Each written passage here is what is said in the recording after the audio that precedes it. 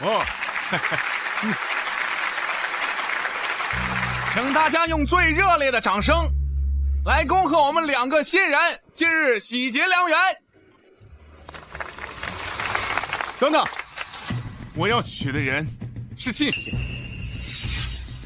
傅成，你什么意思？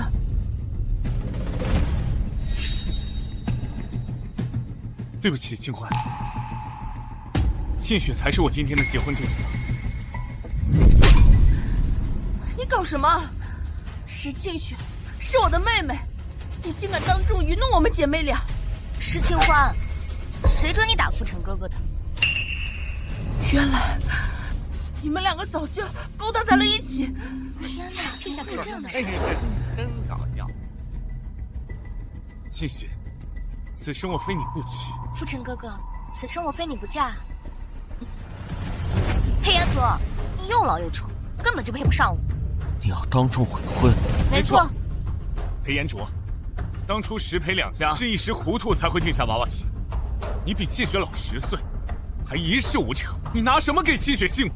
只有傅成哥哥这种豪门才能够配得上我。够了！原来今天在场的所有人，都是你们这对渣男贱女 play 中的一环。我和傅成哥哥只是为了大家见证我们的爱情，你们2个就是小丑。现在的年轻人可真会玩，悔个婚还要这么多人见证。这操作，这俩人真像小丑啊！这要是我，以后出门肯定抬不起头。小丑这窝囊气，我可不少。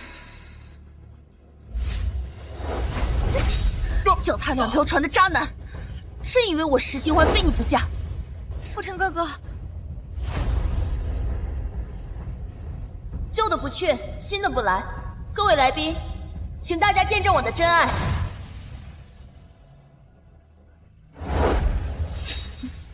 亲爱的，我们结婚吧。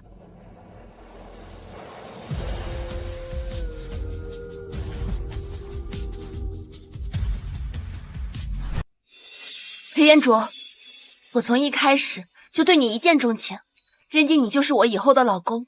只要你愿意，我们马上去民政局领证。你不要喜欢我妹妹了，我才是你的命中注定。你先起来。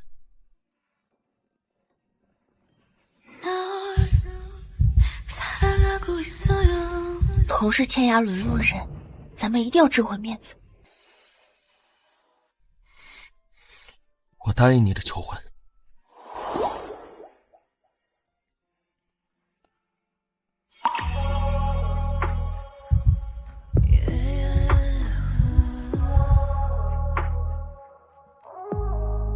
哇哦，哈哈！哎呀，我怎么感觉这才是天造地设的一对啊？原来今天的小丑是他们俩。石清欢、裴彦卓，你们给我等着！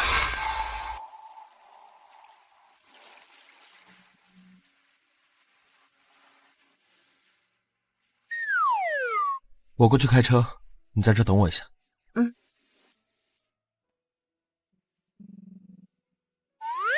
我就这么和一个只见过一面还大我10岁的大叔领证结婚了。裴总，跟您定下娃娃亲的明明是石沁雪，您怎么跟石清欢闪婚了呀？是石沁雪悔婚在先，哼，她才是我的命中注定。石沁雪爱慕虚荣，还说您又老又穷，可她不知道，裴家的掌权人是您啊，不可敌国。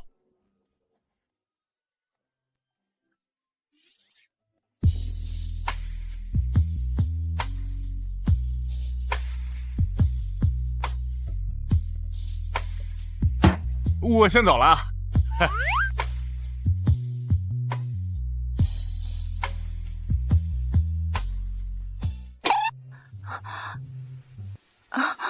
是你的车啊？哦，我对车一窍不通，但这车看着不错，怎么着也得有10-20万吧。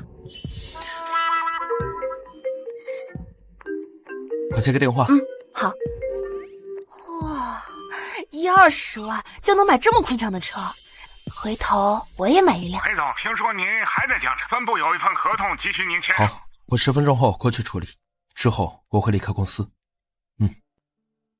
石庆雪嫌弃他又老又穷，这下他又被公司辞退了，大龄失业的他怎么活啊？不好意思，公司的电话。什么表情？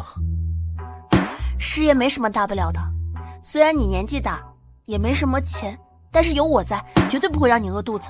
什么失业？这卡你拿着，密码6个8，里面有我的一点积蓄，全当我给你的彩礼了。不是应该我给你彩礼吗？就当我娶你，以后你在家当家庭主妇，照顾我的1日3餐，我很快就会升职加薪，跟着我，保证你吃香的喝辣的。所以你是打算包养我？啊，夫妻之间怎么能叫包养啊？你虽然是家庭主妇，但是我也会给你100%的尊重，给你就拿着嘛。那以后你主外，你主内，以后家用不够用啊，就跟我说。既然我们已经是夫妻了，那住在一起也是理所当然。这是天阙别墅，加个微信。你失业了，肯定没钱租房子，我租的房子就在公司附近。那我把大门的密码告诉你。好。我还要去趟父母家，下午就辛苦你要自己搬家了，我先走啦。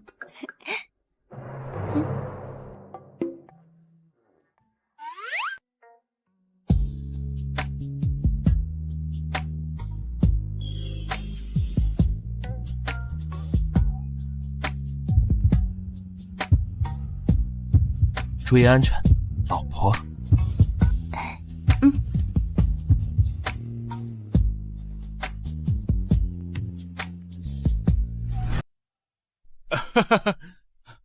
哎，裴总，你堂堂一个帝国总裁，真的要去住出租屋啊？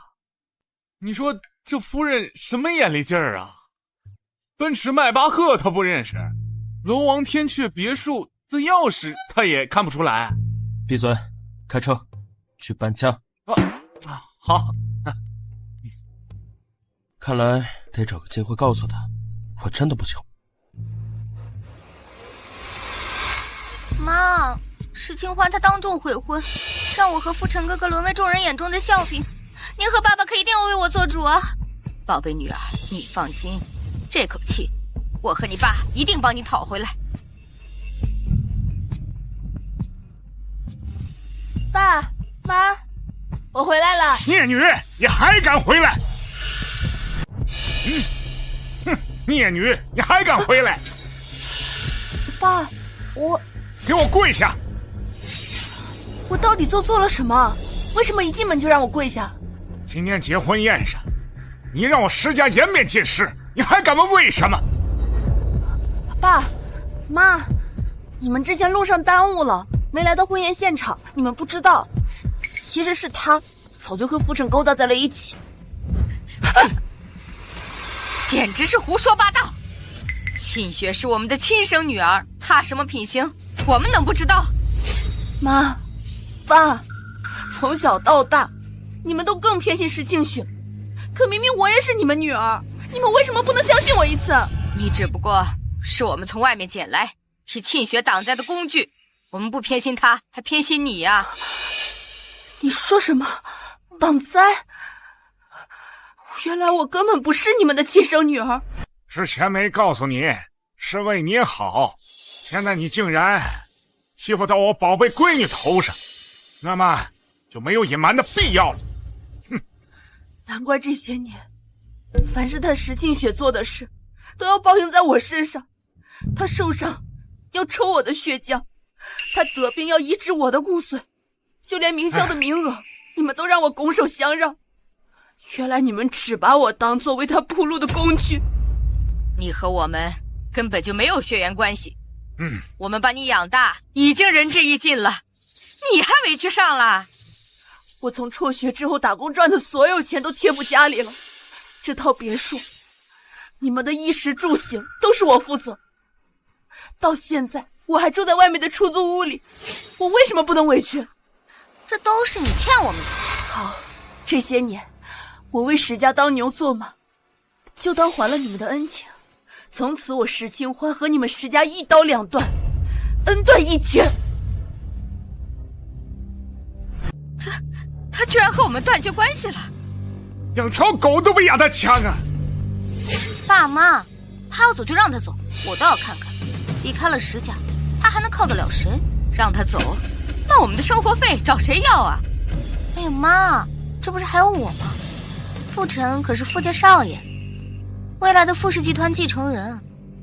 等我嫁给了他，我们的日子只会越过越好的。留着他，岂不是让他石清欢占便宜？是，秦雪说的对。当初算命先生说，石清欢的命格也可以挡灾，但是在这个家如果留了20年，他就会克我们。那还不赶紧让他走啊！姐姐，你真要走？如今你嫁给了又老又穷的裴延灼，怕不是2个人都要流落街头了吧？要不跪下来跟爸妈认个错，没准儿还能够留下来呢。不需要，我石清欢离开石家只会越过越好。挺硬气啊你！你既然想离开石家，那就把石家的东西都还回来。石家的衣食住行，包括你们现在穿的所有东西，哪个不是我花的钱？还你们石家的东西。虽然你们从小把我捡回来，但好像我才是你们的衣食父母吧？你简直是大逆不道！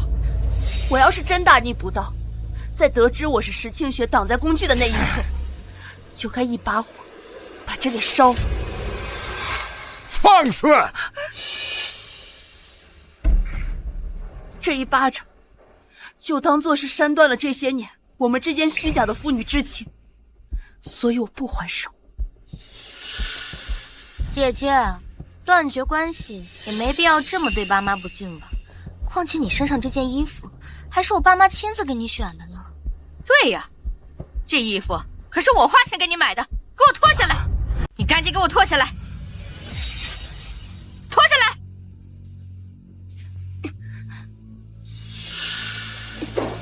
还给你，行了吧？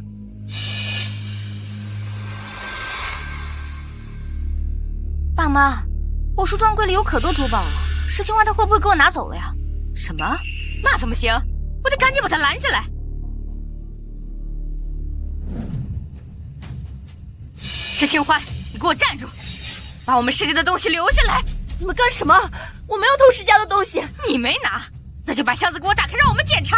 哎，算了，他拿就拿走吧。爸，这可是我们石家的东西啊，不能给外人啊！就是，我们石家的东西凭什么给外人？还不赶快把箱子给我打开！妈，别太过分！你居然敢推我妈！爸，快给他点教训！敢对自己的母亲不孝，我打死你个不孝女！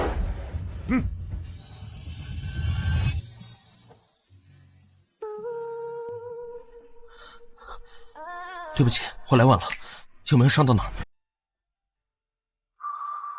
对不起，我来晚了，有没有伤到哪儿？没事儿，你来得很及时。石家就是这么对待我妻子的。裴延灼，当初你和石清欢在结婚宴上那么欺负我，现在居然还带人来我家。当初石家对裴家是有恩的，才定下这门婚事，你不感恩也就算了，竟然和石家的养女苟合，还欺负我的闺女，你们裴家就这么报恩的吗？今天必须给我们石家一个交代。好，我今日前来就是给你们石家一个交代。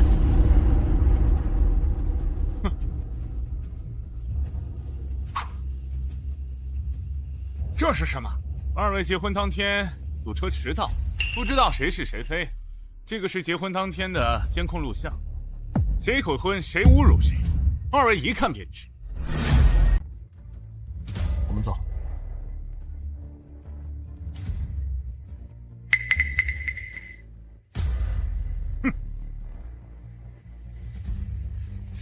这可是价值上千万的豪车呀，裴延灼怎么会开得起？价值1000万？你不说裴延灼很穷吗？肯定是租的，为了撑场面。爸妈，我们先进去吧。等等，沁雪，你老实告诉我，结婚宴上是不是你先悔的婚？是。那你说是石清欢先悔的婚？我才22岁，我怎么能嫁给一个又老又穷的男人呢？要嫁也是石清欢嫁呀。糊涂！你爷爷当初和裴家定的娃娃亲，他裴家不可能是一个破落户啊！哎呀，爸，就算以前裴家有点小钱，但那是很多年前了。现在裴延灼他就是一个又穷又老的人，他就是妥妥的一个穷鬼。老公，傅晨之前虽然是秦欢的未婚夫，可我看他长得仪表堂堂，他和沁雪才是更般配的。沁雪不悔婚，难道我们让我们的女儿嫁给那个又穷又老的老光棍吗？你不心疼，我还心疼呢。哎，罢了罢了，以后不可如此任性了。爸爸，我以后会好好听话的。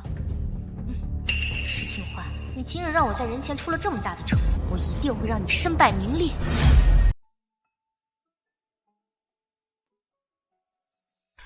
裴延灼，今天谢谢你，知道我在石家被为难，竟然租车租演员过来给我撑场面。其实，我真的是个总裁。没错，就是这个语气。今天我都被唬住了。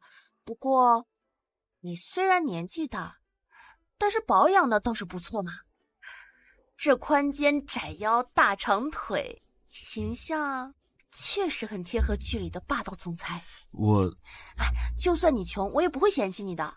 既然我娶了你，就会对你负责到底。看来真的要找一个时机告诉他，我真的不是一个穷鬼。那以后，我一定会承担起一个做丈夫的责任，永远的尊重你，爱护你。你笑什么？我就是觉得你说话真的好正经。那是不是对于你们年轻人来说有点太古板了？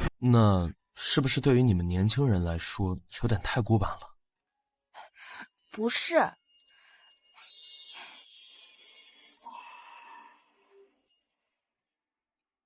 我很喜欢，我先去洗澡啦。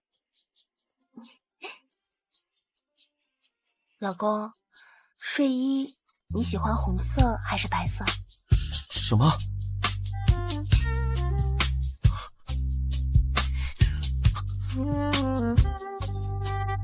？30几岁的人了，要不要这么纯洁？他不会在这之前都没谈过恋爱吧？看我今晚还不把他给拿下！女性生理期间，姜糖水有助于缓解小腹疼痛。来，太丢人了，都关键时候了，大姨妈怎么突然造访？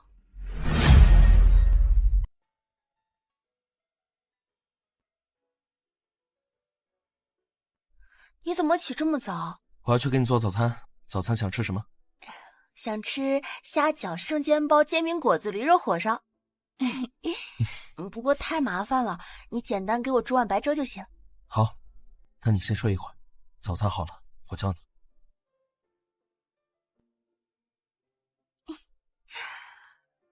家有贤夫的感觉简直太棒了。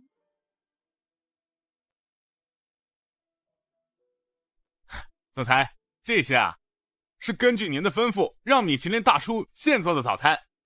帮我来摆，厨房小了，你赶紧带他们离开，免得打扰夫人睡觉。哎，总裁，我今天的行程还没跟您汇报呢。早上呢，你要参加跨国会议，中午约见了里根先生吃饭，下午收购天辉集团，还有傍晚参加慈善晚宴，还有……好了，知道了，下楼等我吧。你看什么？哎，我脸上有东西。脸上有一脸的春心荡漾。哎，树下仿佛看到了铁树开花。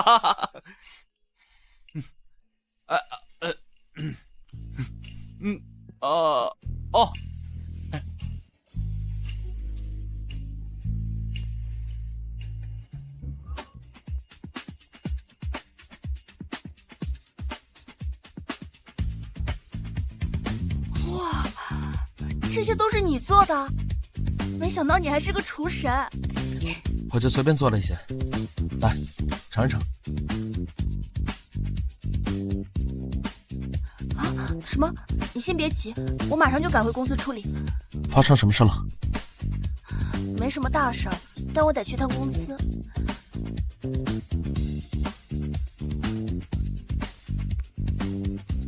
在家乖乖的。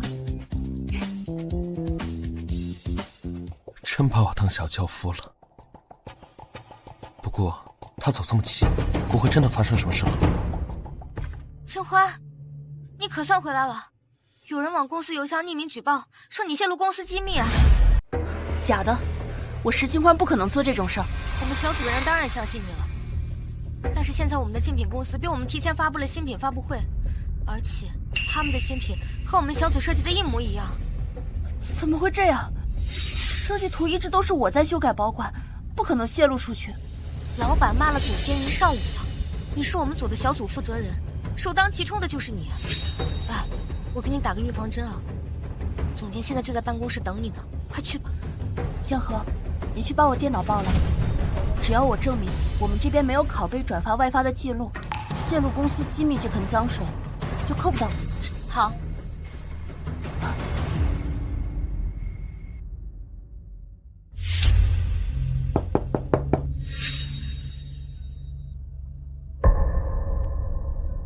总监，您找我。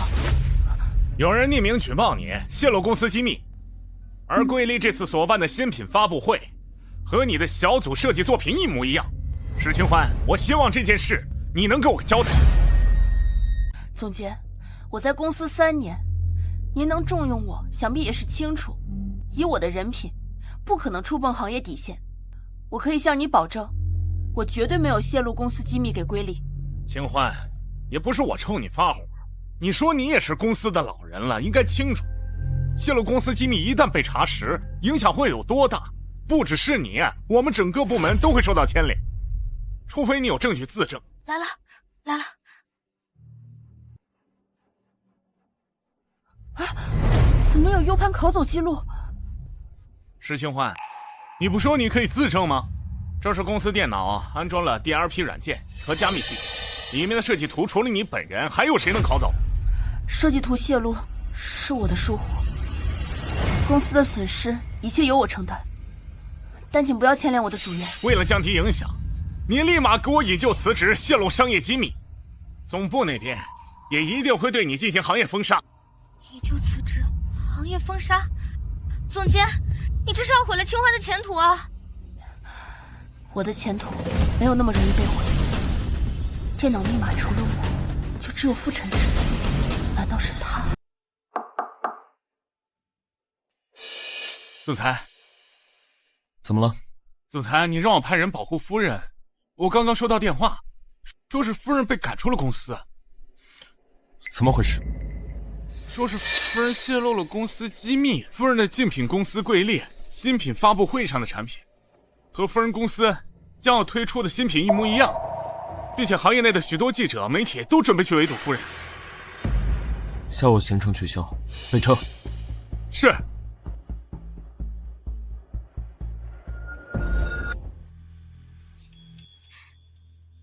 亲爱的，谢谢你今天陪我逛街。未婚夫陪未婚妻逛街，不是天经地义。傅晨，傅晨，傅晨，姐姐，你终于回家了。我早就和石家断绝来往了，谁是你姐姐？我是来找傅晨的。哼，石清欢，我的心里只有沁雪一人。我说你这样死缠烂打，真的很没意义。之前看上你，是我眼瞎，现在眼睛治好了。你不是死缠烂打，那你今天过来干什么？我的电脑密码，包括放设计图的文件夹，只告诉过你，是不是你窃取了我们公司的机密？哼，我又不是服装设计师，窃取你们公司机密干什么？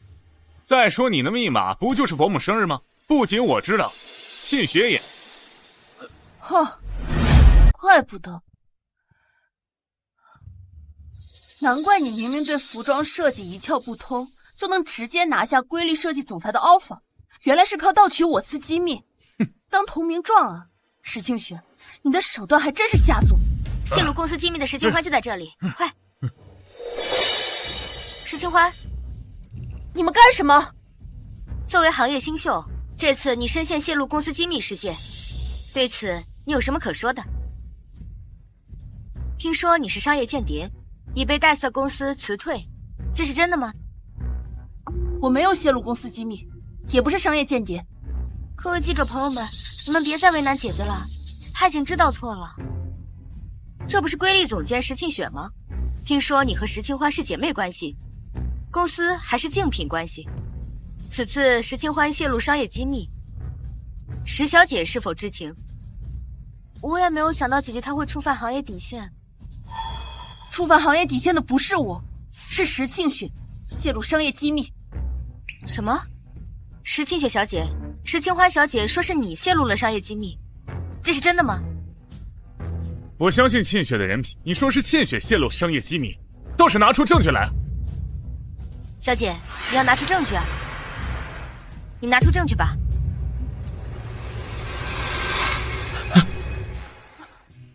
没事吧？裴彦卓，你没事吧？没事儿。你怎么会突然过来？裴延楚，你来干什么？他不会是来替姐姐泄露公司机密的事道歉来的吧？一个又老又穷的老男人，他来道歉有什么用？裴彦卓，你相信我吗？我相信，交给我来处理。你们不是要证据吗？证据在这儿。石庆雪作为瑰丽新品的设计总监，在提交给瑰丽的新品中，底部却是石清欢的署名。你们是不是该问问他到底是怎么想的？瑰丽新品的设计署名竟然是石清欢，难道真的是石庆雪盗取了商业机密？裴安卓，你怎么可能拿到我提交给瑰丽的设计作品？不打自招啊，石庆雪，这下不用我解释了吧？他自己承认了。不是我。真相水落石出，诸位如实报道，看看到底是谁才是泄露商业机密的行业败类。裴安卓，你们别走，站住！石清雪，既然是你窃取了商业机密，刚刚怎么好意思倒打一耙，颠倒黑白？石小姐、傅先生，请你们正面回应一下。就是今天这个打脸桥段，实在又爽又解压。裴彦卓，你就是我的救星。就这么开心？当然了，今天要不是你及时出现，泄露公司机密的事情扣在我头上，那我的职业生涯就此了结了。恐怕你以后就要跟我露宿街头了。你放心，不会有这么一天发生的。当然了，有我在，绝对不会让你喝西北风的。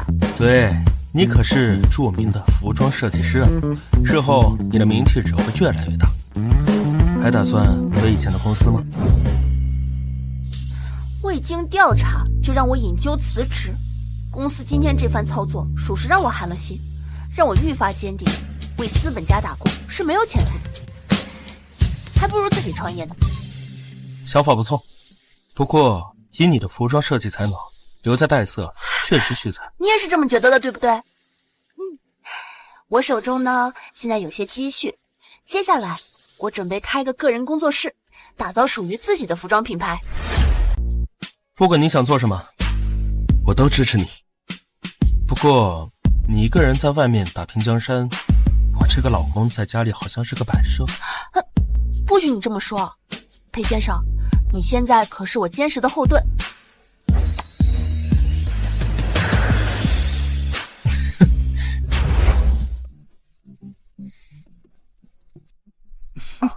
哼，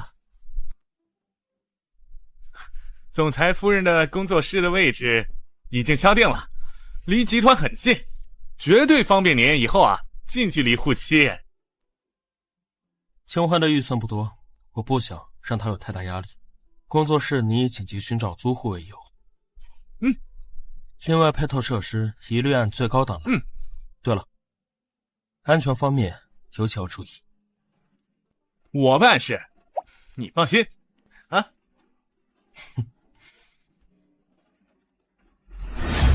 我办事，你放心啊。妈，我实在是没脸出门了，你不如让我死了算了。我的宝贝女儿啊，你看你现在这个样子，妈有多心疼。放心，等外面的风波平息了，就没事了啊。没用的，商业机密泄露消息传出，我在行业内就如同过街老鼠，人人喊打。该死的石清欢，都是他的错。宝贝女儿，我现在就把石清欢去抓来，给你出出气。妈，现在石清欢和我们已经断绝关系了，他不会再任由你拿捏他了。何况现在要真的和他闹出点什么，吃亏的是我，不能就这样去找他，那可怎么办啊？我们不好动手，但傅家有权有势，只要傅晨狠下心来帮我对付石清欢，就如同碾死一只蚂蚁一样简单。可是傅家最看重的是名声，自打你出事以后，傅家对你是颇有微词，连傅晨这段时间对你都十分的冷淡，连个人影都看不到。傅晨对我一向心软，他要是知道石清欢因为商业泄密之事报复我，不惜对我痛下毒手，他一定会站在我这边的。哎呀，还是我的宝贝女儿聪明啊。沁雪，伯母，沁雪怎么会伤得这么重？是石清欢，他为了报复沁雪，不惜下狠手。我可怜的女儿啊，她明明知道自己错了，也受到了惩罚。可恶的石清欢，非要他死，他才罢休啊！您先别担心，没想到石清欢如今恶毒至此，沁雪再怎么说都是他的亲妹妹，他却对沁雪下此毒手，我一定不会放过他。哎，傅晨，你去哪儿啊？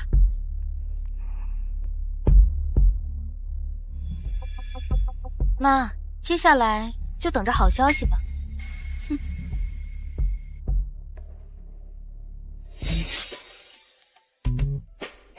当当当当，这就是我的工作室，我创业征程的第一步。裴先生，从今天开始，欢迎你来见证。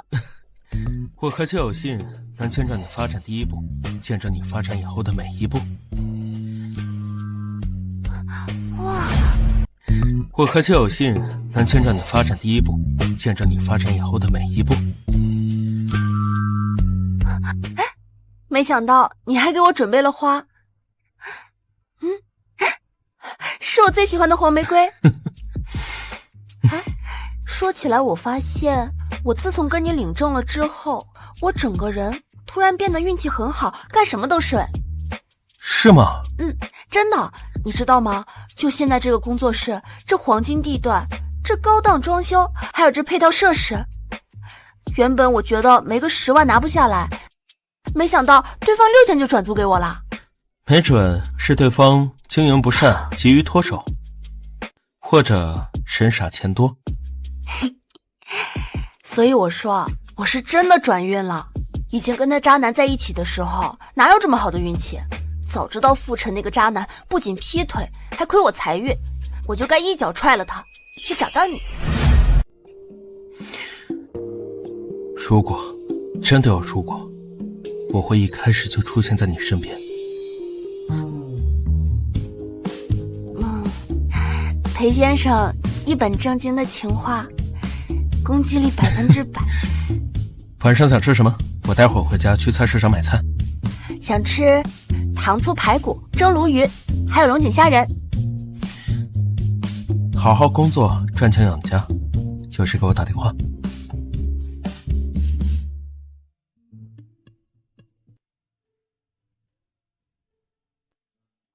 哦，这么大的工作室，得找个合伙人啊。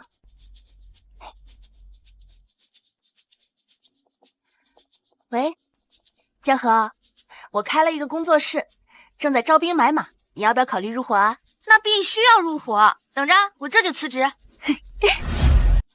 喂，江河，我开了一个工作室，正在招兵买马，你要不要考虑入伙啊？那必须要入伙，等着，我这就辞职。江河还是这么风风火火。不好意思啊，客人，我们工作室还没开。傅晨，你来干什么？石清欢，你怎么这么恶毒？傅晨，你犯什么神经病？你还敢还手？你先动手的，我凭什么不能还手？我问你，为什么要置沁雪于死地？你在胡说些什么？你还敢否认？不就是你把沁雪打成了重伤，他现在还一直昏迷不醒。莫名其妙，打他我还嫌手脏呢，他重伤跟我有什么关系啊？你在装什么？我现在就要为沁雪讨回公道，跟我去见他。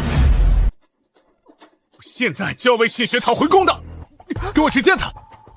要是他出了什么事，你石清欢就是杀人凶手。我都说了不是我，还敢狡辩？给我当面去向沁雪道歉，要不然这工作室我有100种办法让他开不下去。放开我，我自己会走。我倒要去看看这个石沁雪耍什么花样。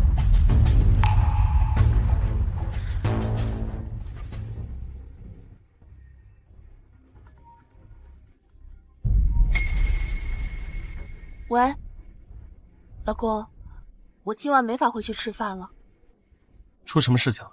需不需要我过去？没有，就是傅晨来找我，说石沁雪被我打成了重伤，我倒要去看看这个石沁雪她到底耍什么花样。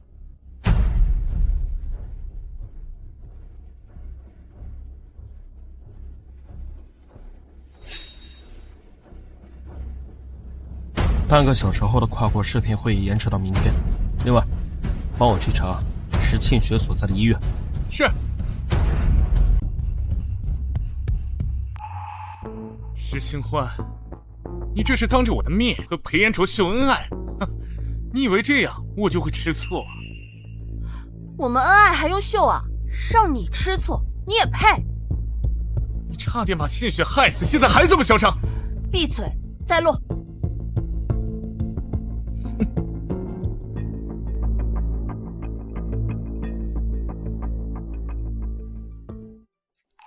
沁雪，你醒了。傅晨，你怎么来了呀？沁雪，你受委屈了，我带来了罪魁祸首，我让他马上给你道歉。就是你这个孽障，都是你害了我的女儿。我看在你对我有养育之恩的份上，不想跟你计较太多，但你不要得寸进尺。哟，装的还挺像的。姐姐，我知道错了，你不要再打我了。石清欢，现在立刻给沁雪跪下道歉。他打沁雪打那么重，他不仅要道歉，还要对外澄清窃取商业机密是你对沁雪的栽赃陷害，否则我就让你牢底坐穿。还要对外澄清窃取商业机密是你对沁雪的栽赃陷害，否则我就让你牢底坐穿。让我牢底坐穿？你们真当警察叔叔没脑子？你们说什么就是什么？石清欢，你把沁雪打得这么重，现在还敢这么狂妄，真当我傅家是摆设吗？傅晨，我劝你少看点霸总小说吧。怎么着，石沁雪在这里演戏，你难不成还要先把我打死，给她殉葬啊？姐姐，你就这么恨我吗？石清欢，你怎么这么恶毒？立刻给沁雪跪下道歉！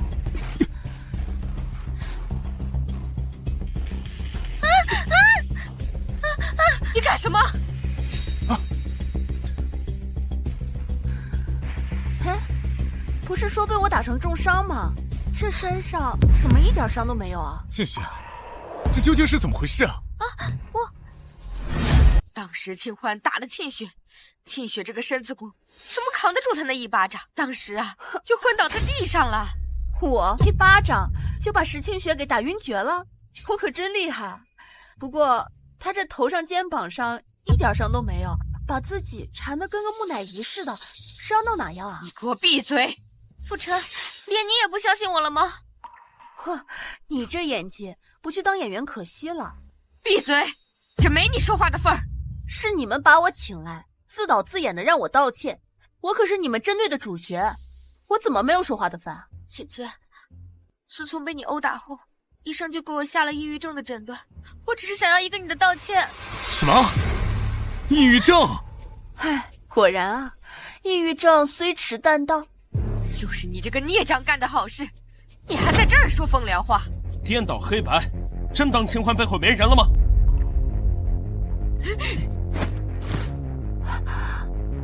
裴彦卓，你怎么突然来了？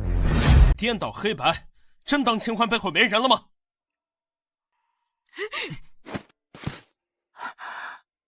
裴彦卓，你怎么突然来了？怕你吃亏，过来给你撑腰的。裴彦卓，我们石家的祖上对你们裴家有恩，你怎么包庇起这个害人精来了？伯母，你虽然不是清欢的亲生母亲，但之前我敬你，对清欢有养育之恩。可你如今所作所为如此下作，我不会让我妻子平白无故遭受污蔑。这是什么？这是他们母女俩对医生的贿赂。医生的招供所作所为，不过是他们母女俩的一场闹剧罢了。老公，你好厉害啊！这么短的时间就把证据给集齐了。这下你们俩还有什么好说？静雪，这是真的吗？傅晨，你不要相信他们，都是他们污蔑我的。是这样吗？难道你现在相信石清欢，都不相信我了吗？我怎么会相信这种心思恶毒的女人？我就知道你是相信我的。我们赶紧走吧，再看下去啊，我怕会吐。好，我们走吧。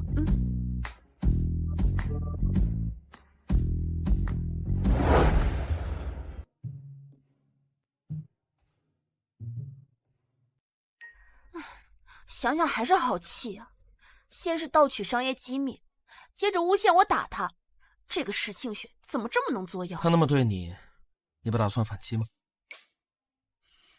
我与石家虽然没有血缘关系，但石家毕竟对我有养育之恩，之前的事情我不计较，就当做是还恩了。不过以后桥归桥，路归路，他石清雪要是再敢惹我，一定不会放过他。无论你以后做什么，我都支持你。来，吃下。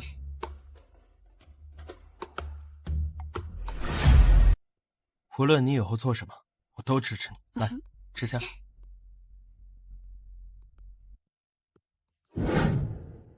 经过这次的风波，伯父伯母还没有消气吗？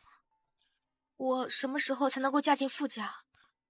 你也知道，我们傅家一向最重名声。静雪，你放心，我始终相信你。可是我现在已经声名狼藉，还没了瑰丽创立总监的身份，伯父伯母会不会更加看不起我？放心，我会出资为你创办个人服装工作室。等你声名鹊起，我父母看未来儿媳妇这么优秀，一定不会阻拦我们结婚。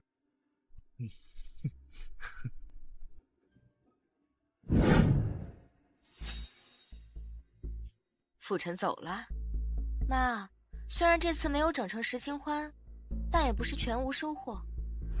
刚才傅晨答应我要给我创办个人工作室，真的？我未来的女婿果然财大气粗啊！比起裴延卓那个又穷又老的老男人，不知道强了多少倍呢。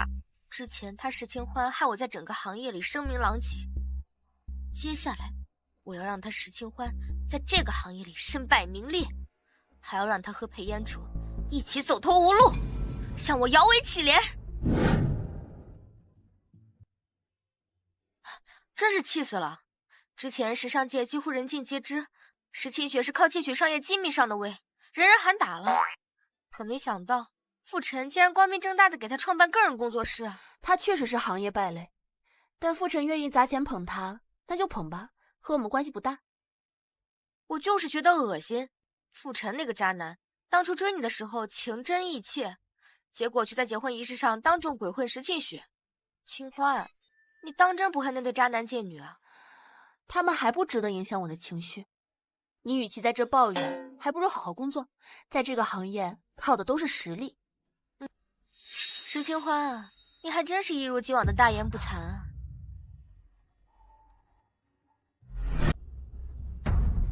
石沁雪，你个靠窃取商业机密上位的小偷，这里不欢迎你，请你出去！你一个小小的设计师，居然敢这么和我说话！睁大你的狗眼，给我看清楚！我这手里拿的是什么？时尚峰会的邀请函，据说只有知名的工作室才能拿到。你一个小偷，你凭什么？哼！啊！石清欢，你求之不得的东西，我这个富家少奶奶轻而易举就能够得到。怎么样？你心里嫉妒的要死吧？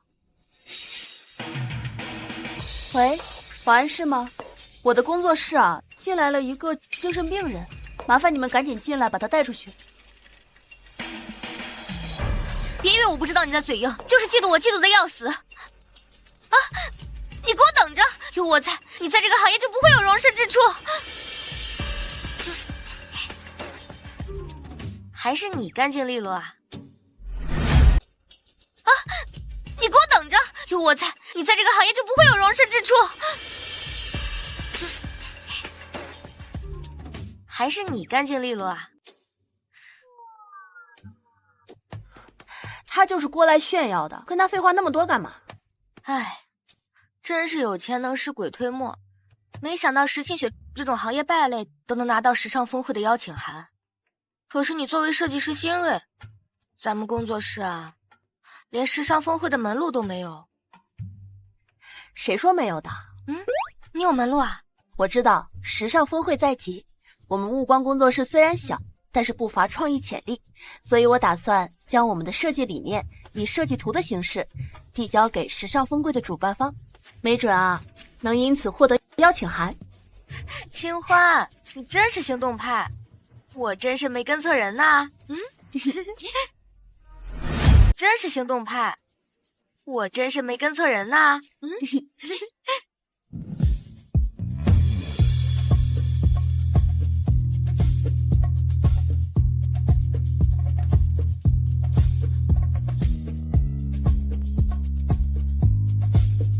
最近这么辛苦，是因为遇到什么困难了吗？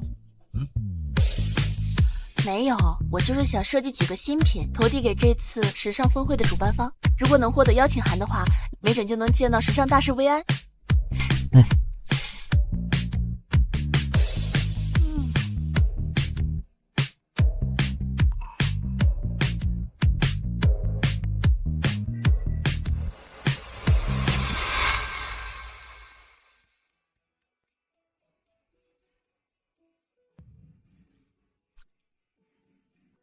薇安小姐，我是裴彦卓。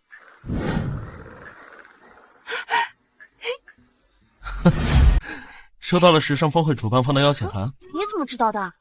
昨晚我刚把作品发给主办方，没过2分钟就收到了主办方的邀请。刚刚江鹤打电话告诉我，说我们已经收到了时尚峰会的邀请函，已经发到了我们工作室。有我老婆的才华在意料之中。那这是什么？为你准备的晚礼服。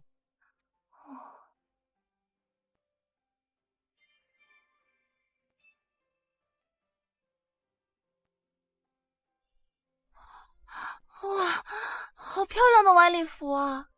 竟然是我从未见过的设计品牌，这一定很贵吧？不贵，喜欢吗？喜欢。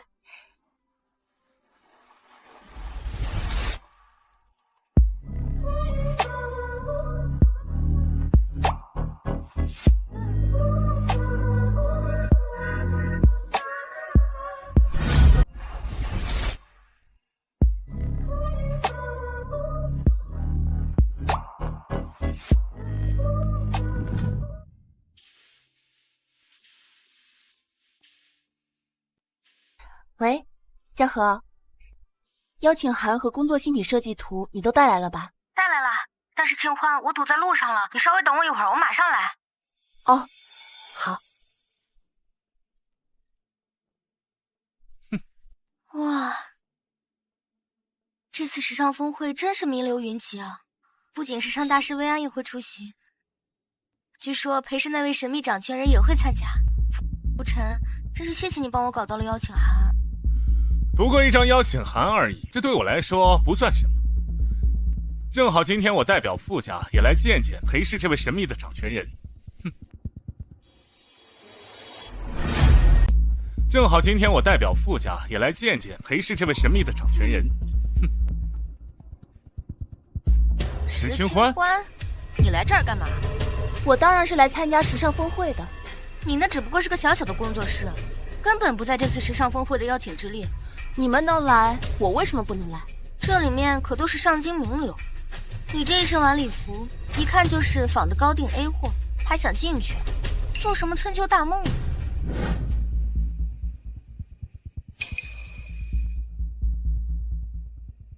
裴总，好像看到夫人来了。稍等我1分钟，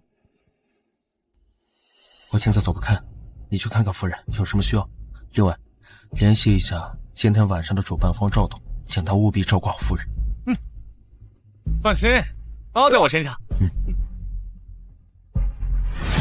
请他务必照顾好夫人。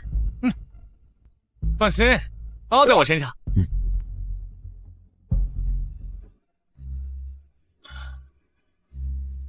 继续。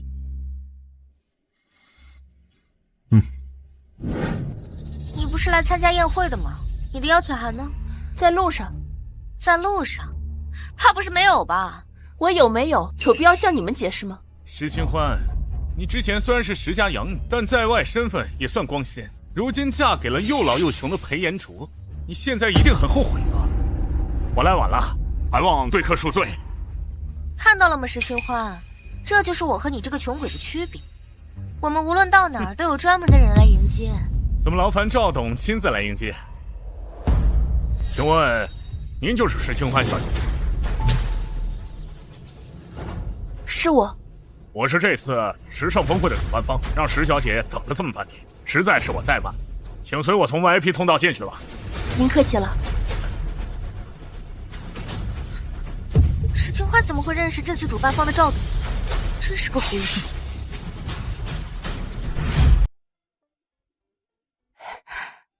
这些蛋糕看起来都还不错。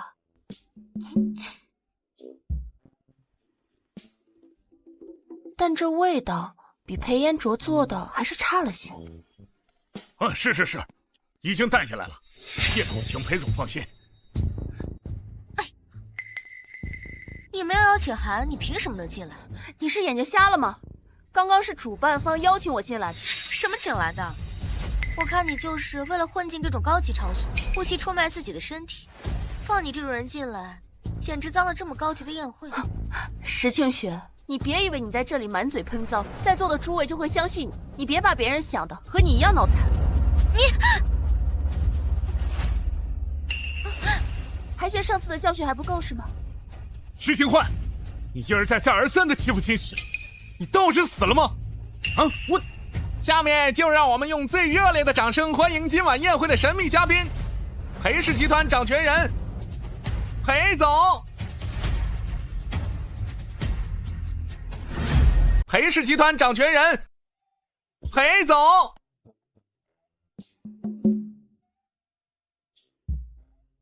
总裁，赵董已经把夫人带进来了。我先去楼顶处理点公务，你先去找夫人，等到事情处理之后，我再去找清欢。是。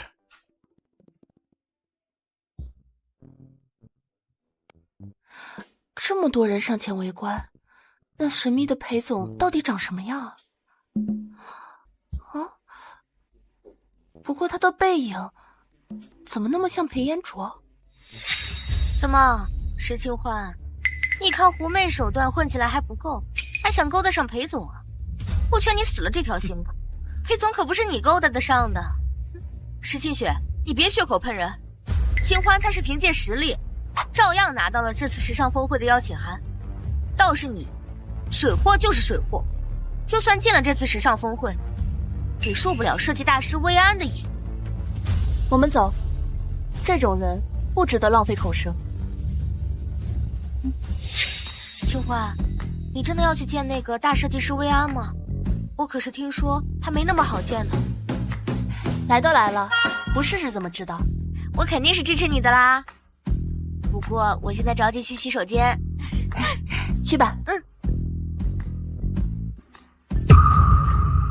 石清欢，你给我站住！石清欢，你给我站住！有话直说，别对我动手动脚。石清欢，这里就我们2个人，你还装傻？今天你盛装打扮来时尚峰会，不就是专门勾引我，想要我后悔啊？不是，你有毒吧？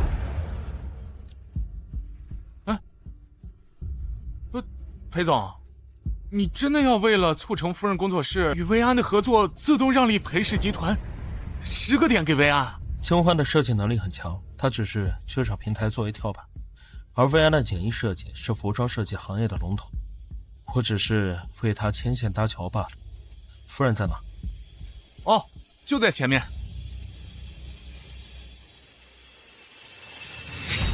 裴安卓怎么在这里？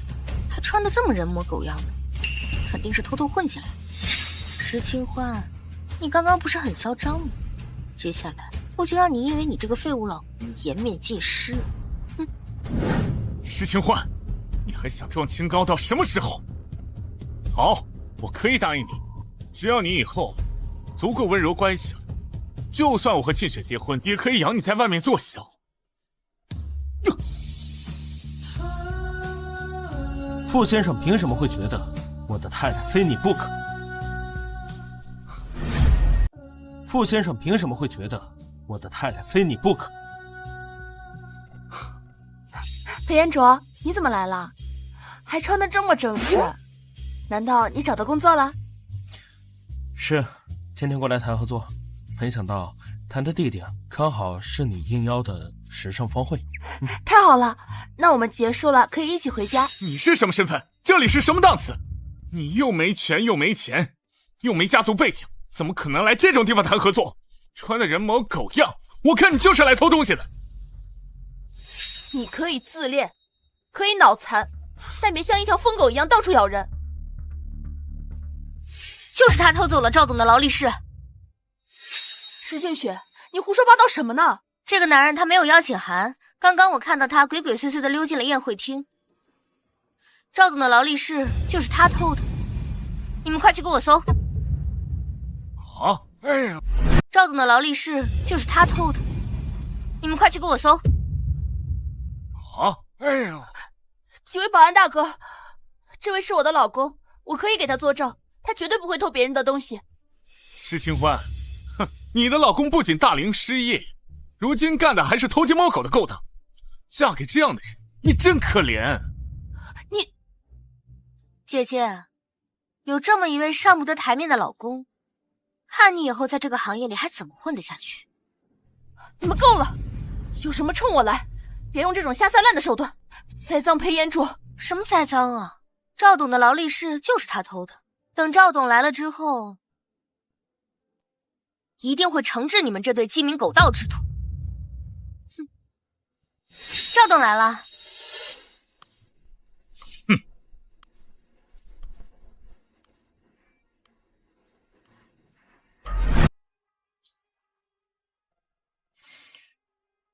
别担心，不会有事的。都死到临头了，还在嘴硬。石清欢，但凡你识趣点，现在就应该跟裴延卓划清界限，到我身边来。傅晨这是什么意思？难道他心里还记挂着石清欢？肯定是这个贱人趁我不注意，偷偷摸摸勾引上了傅晨。听说偷我劳力士的小偷抓到了。赵董，偷您劳力士的小偷就是他。我亲眼看见他偷偷摸摸的溜进了宴会厅，偷走了您的劳力士后就逃走了。如此高规格的行业时尚峰会，居然混进来了一个小偷，这事要是传出去，还不让人笑掉大牙了？我倒要看看是谁这么大胆子，敢混进来偷我赵某人的东西。赵董，谁偷了您的东西？您一查监控便能看出来。啊！嘿！什么？都是误会，都是误会啊！赵董，我知道您不缺条劳力士，但是您作为这次时尚峰会的主办方，如果放任小偷不管的话，以后谁还会服您啊？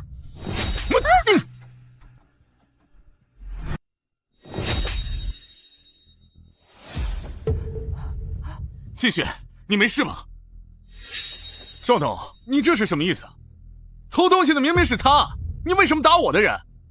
傅少，你要再多说一句，得罪了贵人，就算你我两家世交，我也保不住你。啊？什么贵人？老婆，这里好吵。走，我们找个清静点的地方聊。石清欢，你今天要是敢离开这里，我就把你那个工作室毁掉。放心，他做不到的。你的工作室只会越来越好。大言不惭！你一个没权没势的老男人，以为自己是个什么东西？就他那个小工作室，分分钟毁掉的。傅少，你不要命了？怎么敢这么和裴先生说话？哼，他就是个没权没势的老男人，你怕他干什么？请问您是不是目光工作室的创办人石小姐？哼，他就是个没权没势的老男人，你怕他干什么？请问您是不是目光工作室的创办人石小姐？哼，我是石清欢，请问您是？您好，石小姐，我是薇安女士的总助。薇安女士对您昨天投递的设计作品非常感兴趣，有意向和您的工作室建立合作关系，还请您到顶楼一叙。薇安女士怎么会跟她这个小破工作室合作？这不可能！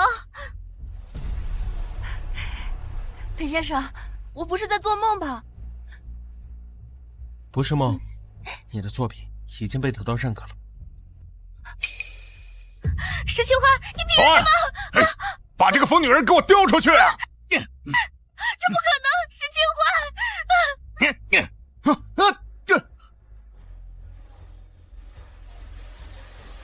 没事吧？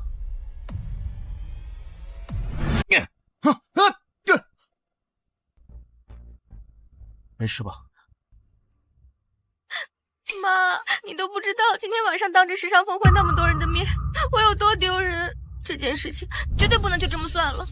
宝贝女儿，这清欢自打和石家断绝了关系，可不像以前那么好欺负了。我们现在啊，根本就治不了他。我治不了他，难道我还治不了裴延灼吗？这一次，我一定要让那个老男人身败名裂。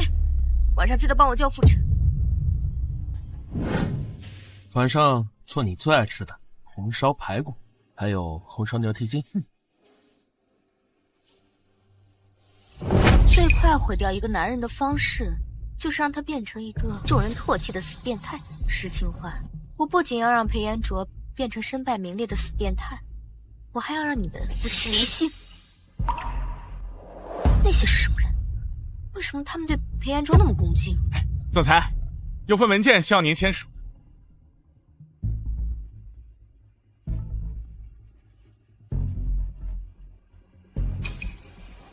奇怪，我怎么好像听到有人叫裴延灼总裁啊？怎么可能？他那么穷，怎么可能是总裁？救命啊！救命啊！救救我吧！救命啊！救救我！松开！不要啊！刚才有人跟踪我，我真的好害怕。你抱抱我好不好？石小姐，我已结婚，请你自重。你怎么在这儿？我家在这里啊，这话应该是我问你才对。我听伯母说，静雪最近心情低落，这大晚上的出来，我担心她不安全，我来找她。哦，你让开，挡我道了。就算我们当初分开的不愉快，你也没必要一见面就对我没好脸色吧？从婚宴当天你当众悔婚向石清雪求婚的那一刻开始，你就应该知道我们之间啊，就该老死不相往来。裴先生，啊，傅晨，裴延灼刚才他试图对我图谋不轨。什么？你这个畜生！我眼神不好，再去医院看看。放开傅晨，姐姐，你们夫妻俩也太仗势欺人了吧？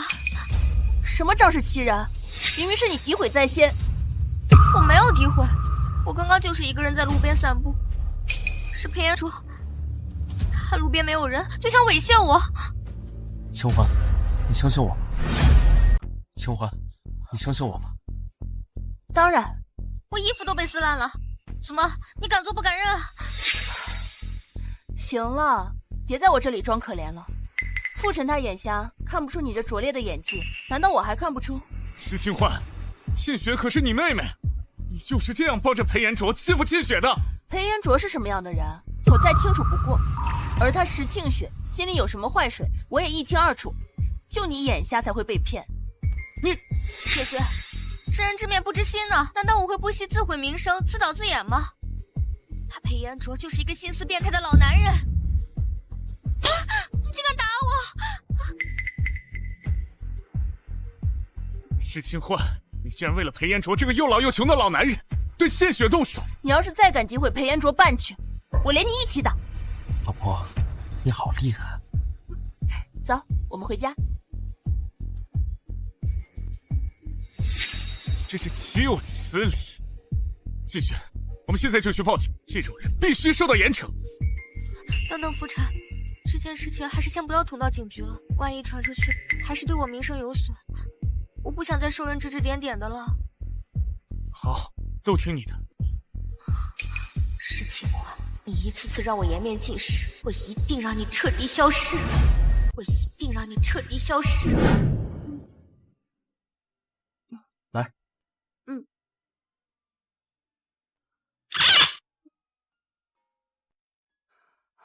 想想还是觉得不对劲。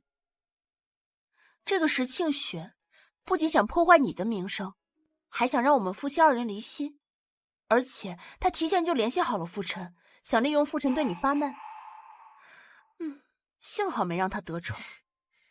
这样吗？裴先生，虽然你年纪比我大，但你心思还是太单纯了，不懂人心险恶。还好有你一直陪在我身边保护我。那是，娶了我，你何其有幸。早点下班，我先走了。这裴延灼说要来接我，怎么还没来？早点下班，我先走了。这裴延灼说要来接我，怎么还没来？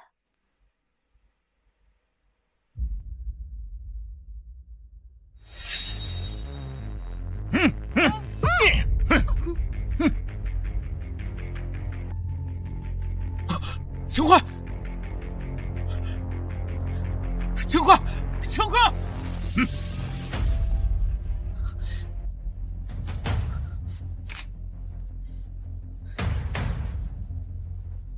马上帮我查清这辆车的目的地，还有，派谢先生陪我去救夫人。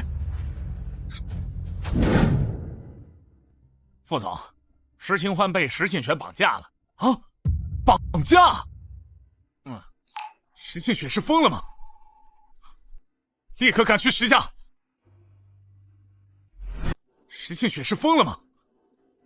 立刻赶去石家！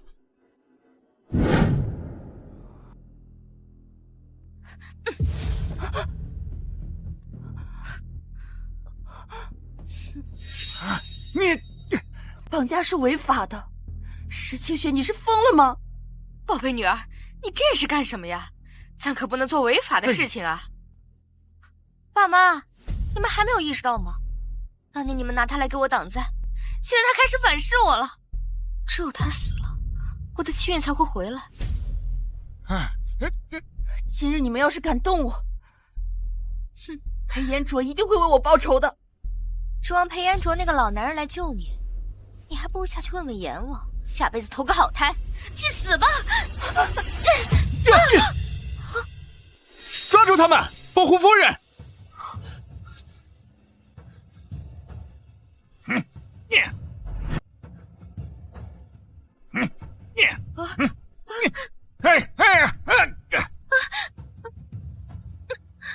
裴延灼，你不是一个无权无势的人吗？你究竟是谁？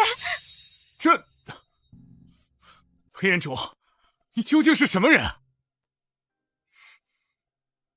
都这么长时间了，睁大你们的狗眼看清楚！现在在你面前的是裴氏集团的掌权人裴延卓。什么？什么？通知集团法务部以绑架罪起诉石庆楚和石家夫妇，让他们下半辈子在监狱里度过。听完，封杀傅氏集团。是。裴延卓，你真是裴氏集团掌权人。乖，好好睡一会儿，等你醒来，我再好好告诉你